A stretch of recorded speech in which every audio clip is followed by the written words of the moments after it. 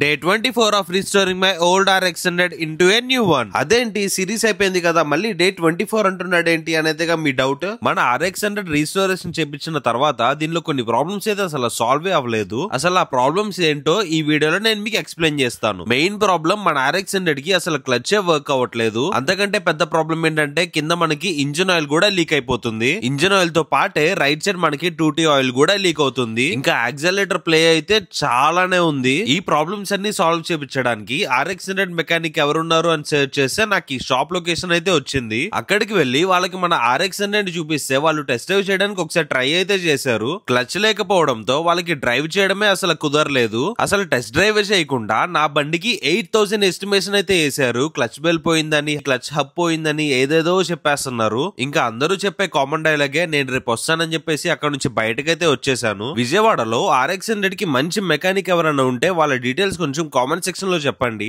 మన RX100 కి ఈ ప్రాబ్లమ్స్ అన్ని క్లియర్ అయిపోయిన తర్వాత నేను ప్రైస్ డీటెయిల్స్ అయితే చెప్తాను. అంతకంటే ముందు మీరందరూ మన పేజ్ అయితే ఫాలో చేసేయండి.